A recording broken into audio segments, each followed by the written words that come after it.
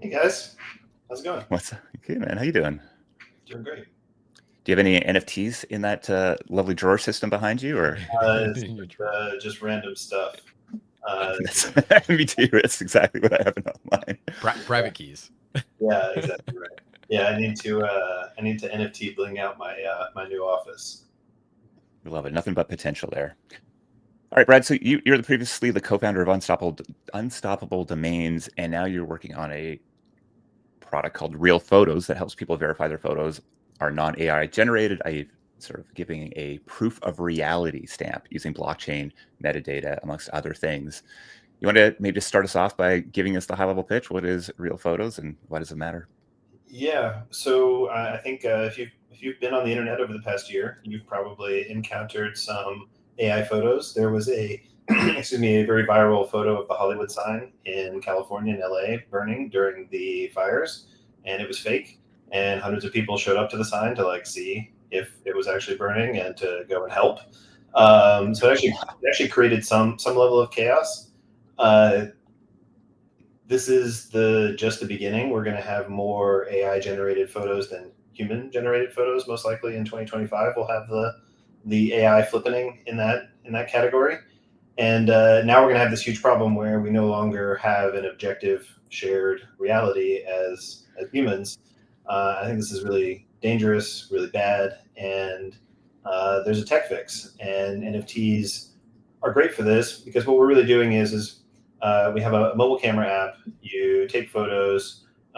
We take the photo plus the photo metadata directly from the camera, GPS location directly from the GPS device.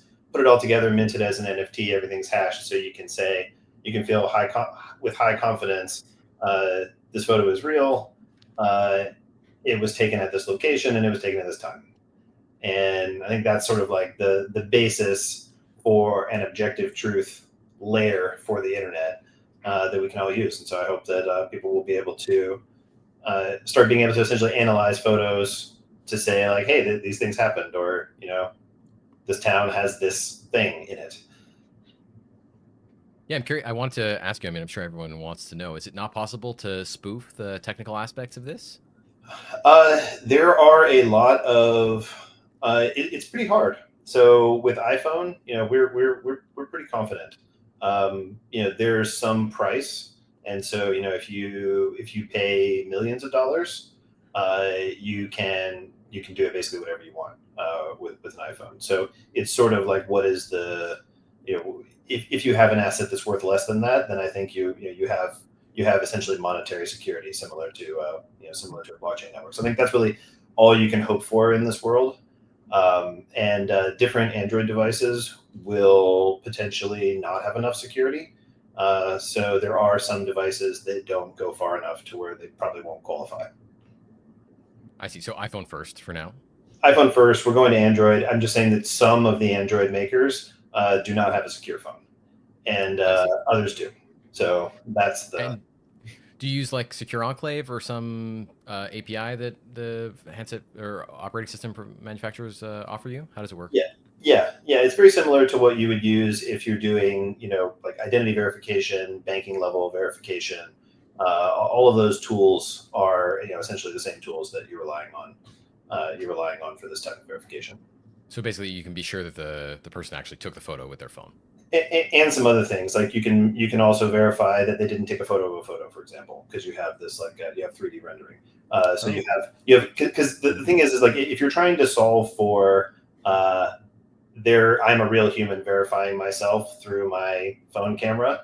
The same thing that banks do. There's a lot of steps there to make sure that somebody's not playing a video, etc. So this area of tech is actually pretty well worked out. And it's kind of funny. I mean, you can go and click on a lot of links and things of people saying that they hacked their GPS device, and you'll find that most of them are actually not true. So it's kind of a little bit of a rumor. But yeah.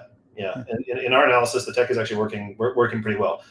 It's a moving target. Security is always a moving target, so I'm sure that we're going to have to continue building new tools to prevent the hackers from doing new stuff. So it's KYC for photos. Something like that. Yeah, yeah, yeah, and eventually videos. And I think that we have this incentive problem on social media right now where that viral photo of the Hollywood fire, like that went super viral. Like Elon made a lot of money off that. So it's not 100% clear if the social media apps are going to care about this. Well, that's actually my main question here. It's like if it seems like that maybe the tech is the easy part of this, but like the distribution or the integration. And so I'm assuming right now I need to use your app to be able to go use a photo there. The likelihood that I'm switching out my default photo app on my phone, or even a default social network to where I'm published to on my phone is very low, unless there's some very high incentive for me to go do it. So how do you think about maybe go to market or distribution, or how are you going to get this technology out there? This is focused on professional photographers, and so this is a group of people that are already. We're starting with people that are already NFT photographers, so already creating NFTs of their photography, and doing it as a way, and using this as a way for them to, first of all, make it easy because it's all mobile. It's mobile. You can mint everything inside of a simple experience. But second, you can definitively say to your audience, "Hey, I actually took these photos. I actually climbed on top of that mountain," which is a problem right now because the market is being flooded with AI content. But long term, it's we're focused on rights management for content. So more like a Shutterstock on the blockchain. We're not trying to be a social media app. Yeah, Do you think I'll let you get in. There's a format that is working incredibly well in the video shorts of, I guess a lot of artists are having their art ripped off by these art sellers that just basically, take art, print it for cheap, sell it, and the advertising slash, I guess, mechanism is a very effective way of doing that at scale if you don't actually have to put the creative energy into it. And so I think there's very clearly and those reels get an immense amount of attention, right? So you're sort of jumping into this fear that exists around AI replacing so many different layers of the creative stack. And maybe just mentioning that because it's crazy viral. These things are going. People do not like when artists are getting ripped off, and they're willing to really share that as part of their identity. So very interesting. Yeah, that's really good. It's good that that's a trend. I think that one tool that we want to offer to artists to make this a little bit easier is we'll do things like you can we want to have little viral proofs on social media where you'll be able to say, hey, this is a real photo and this Twitter handle was the creator of it on this date. So you can kind of like do like a proof of ownership and rights essentially, and we'll kind of do all of the proving because we have you. I see if you're asking how it would work, we would have you connect Twitter and connect wallet and then mint photo, and then we tie Twitter handle to wallet, and then we can say that, and then we can then we put the data on the blockchain, and then if you ask us, we can go and do a little proof and then show all of this stuff. So the end result is you can say, I'm an artist. I created this thing on this date and it's real. So as a viewer, I would take a screenshot, bring it to your site, and search with the screenshot or something like that. You can do that. I'm more I'm more imagining that you would do it on social media itself. Like you would say like, hey, at Real Photos bot, is this real? Something like that. I think that's probably like we want you to be in the social media networks you already are in and surface the information that way. So it's kind of like another sort of like a Grok vibe, but answering a different question. You mentioned you're starting to work with NFT artists, and you're interested in professionals in particular. Do you see it more for sort of IP that's artistic ultimately, or photojournalism, or do you have a sense? Photojournalism. I think that this is. I think that there's an overlap between art and photojournalism because you're documenting beautiful things, you're documenting non-beautiful things, but ultimately, like the community that exists today is focused on beautiful things, so we're starting there. But I think longer term, I see this as kind of like a better AP Reuters. Like AP Reuters still has this problem where like the human like goes and witnesses something and then like writes up a report and then everybody takes that as truth and then that gets distributed everywhere else on the internet. And it would be great if you take the human out entirely and you just have photos and videos, you analyze that information, you say, here are the facts that occurred, and then we use that as our kind of like base source of truth. So I think that's the thing I really want in the world. Do you see there needing to be like a consumer inflection point here where we start demanding this type of thing? Because I think, one of the interesting dynamics on social media right now is that despite the fact that we probably know most of it is BS or it's, astroturf to some way, it still hits the right part of our amygdala and we keep watching. So how important is sort of a changing consumer demand to the success of this product? I don't believe it matters because some minority percentage of humans value and prioritize truth. And I do believe it's a minority. I don't think you're wrong in that. But that's enough for it to go viral. And truth goes viral all the time, even in the context of pop culture and everything else. It's got to be really interesting truth, but it does go viral all the time. And it has a permanent consumer base of whatever that is, 10 to 20% of the population. So I don't really care. Like, we don't need to go viral all the time. We just need to build the most accurate set of information about the world, and that is going to be valuable to some percentage of humans and all of the AIs. Because unlike humans, the AIs need to train on real information so that they can create synthetic information. They can't train off of synthetic information. So they also have some demand. You can already see this is kind of where Twitter is going. Is that right now, as we scroll through our news feed with like hundreds of different posts, and we are consuming. Basically, we're getting our news by just like consuming the random hundreds of people that the algorithm throws at us.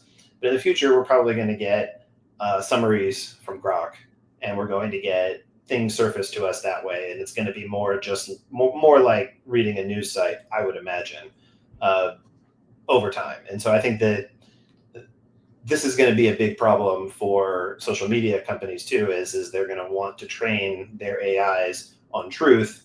And if they're getting if they have a whole bunch of conspiracy theorists who are not giving them truth, then like their data set kind of sucks. And so like, I think that's, one problem that maybe a Twitter would have that we wouldn't have just by going just completely the other direction of like, everything here is true. It strikes me that paparazzi would be a good audience for this. Have you thought about that? Yeah. I mean, so in terms of like the sort of like editorial value of like, if you're looking at IP, like traditional photo IP rights market, like every now and then you get a political picture, you get like Trump shot or whatever, and that one gets to millions of dollars. But generally, the stuff that's consistently getting into six figures or above is celebrity breakup, celebrity baby, celebrity ugly, like whatever. So yeah, that is an extremely valuable market for IP, and I think that it's sort of inevitable that stuff will come up. We're going to try to focus, at least for now, we're going to try to focus not on getting the most viral stuff, but on getting the most wide coverage of the world and getting the largest number of people giving us awesome content, and then we're going to kind of see what surfaces and start to focus. But so like, we're not going to chase it necessarily, but if you're enterprising, the most enterprising people, like, yeah, that's the most valuable category. So yeah. All right, maybe the last question before we let you go. This is your second startup, at least the second startup that I know about. First one being Unstoppable Domains, and now Real Photos. I'm curious, is there consistency between the types of problems you're going after here that make you do the crazy thing like jump in and start a whole new startup? Yes. So Unstoppable was trying to give users control of their identity on the internet. So very much a like power to the people, fix the internet type problem. And I'm very motivated by those things. That's really like kind of like I think probably the only thing I can put my life force and energy towards. And there's a regulator, so I think it worked and will work to some extent. But the Web3 domain industry broadly did not replace the regulator. It's kind of coexisting, so to speak. And this is the entire market, not just Unstoppable Domains. And I want to try again to fix the internet in a place where there's no regulator. And so I think that will make it. There'll be fewer old school people pushing against this. Like, so I think that's the reason why I want to try again. I feel like I got some unfinished business here. We love a chip on the shoulder. Bradley, thanks for hanging out with us today, and best of luck in your endeavors. Thank you.